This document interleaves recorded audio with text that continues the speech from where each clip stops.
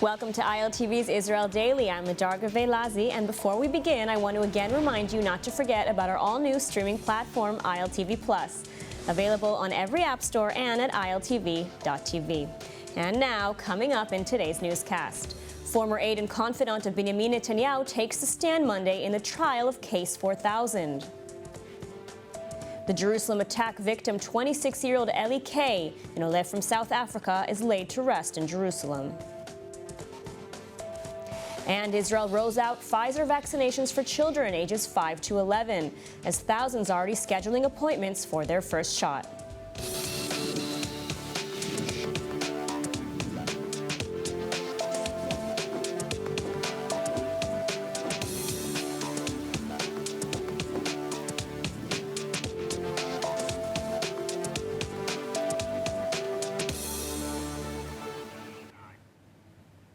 Former Prime Minister and current opposition head Benjamin Netanyahu headed to trial Monday morning over corruption charges. Former aide and confidant of the ex-premier Nir Hefetz testifying at court proceedings about Case 4000, one out of 4 separate charges. Hefetz divulging corporate corrupt dealings between Bezeq owner Shaul Elovitch and then Prime Minister, stating clearly that the premier had him relay messages between the two in his name. Well, joining us now to discuss is ILTV reporter Asaf Nissan. Asaf, so why is Nir Hefetz's testimony considered such crucial testimony for the case? Well, Lidar, as Nir Hefetz is a former confidant and one of the few people who was close to Netanyahu's, up to the point, as he said, that he was conveying messages directly from the Prime Minister to anyone he was asked to.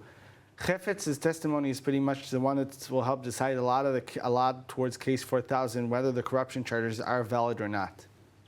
And what statements did we hear from Hefetz today? Some of the statements we heard were regarding the dealings, how Hefetz conveyed the messages himself, the initial connection.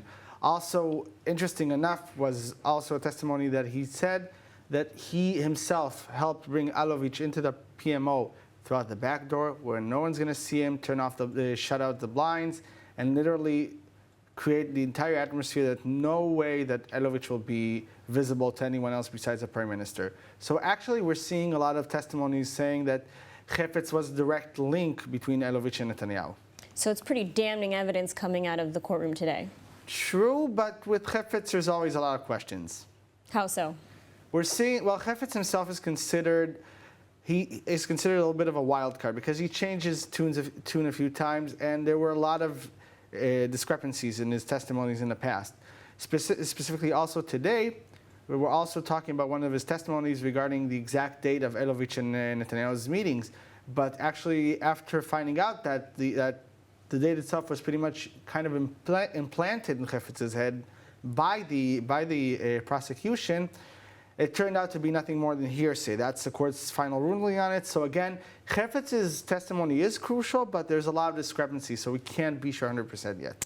Now, originally, this testimony was supposed to happen last week, and yet it was postponed. Why was it postponed? So from what I know, the testimony was postponed due to the fact that Netanyahu's lawyers asked for time to prepare.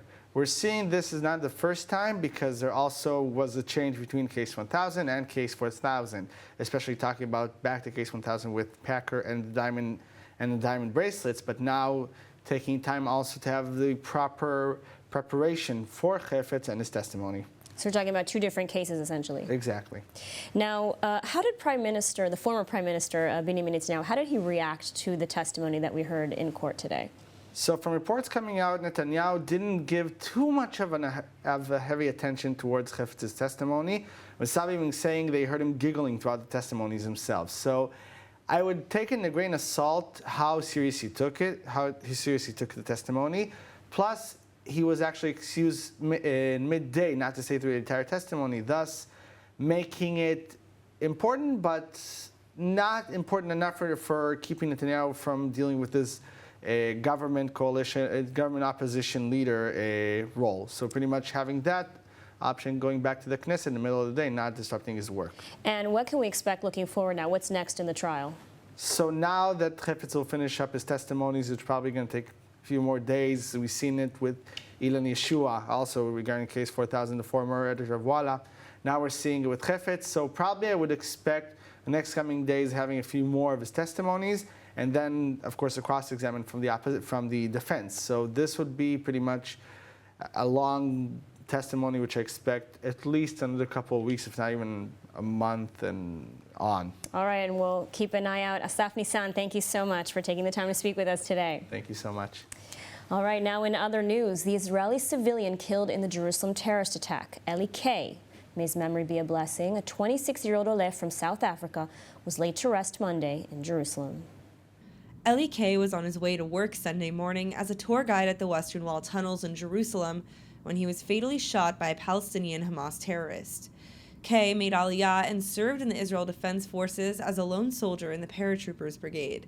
Speaking to reporters after the tragic event, K's brother said he was the first of his family to make Aliyah and serve in the IDF. הוא מהמשפחה, הוא הראשון שהגיע לארץ. הוא נכנס לצבא ראשון, ואז חנן נכנס לצבא. אני ואלי היינו בצבא באותה תקופה, ואני וחנן היו בצבא באותה תקופה. שלושתנו לוחמים, גם אשתי עולה חדשה, גם לוחמת. ותרמנו את הכל עבור המדינה הזאת. The 26-year-old Oleh was also engaged to be married, his fiancée Jen Schiff making a statement Sunday night. Very shocking and deeply tragic news today.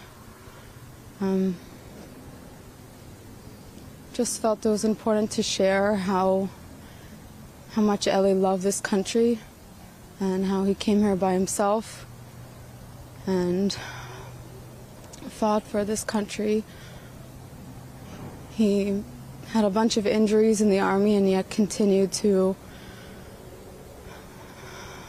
go through all of the training and have his own soldiers. He's the strongest person I've ever known, emotionally and physically, and he's the smartest man I've ever met. Caring and considerate and gentle and firm and very, very loving and accepting of anyone, no matter their background, no matter what they might say or do. He always treated everyone with love and respect. And I know that when this happened today, he did not feel alone, and that he knew that being in this country and doing what he did and who he was, giving everything he had to the people around him and to Israel,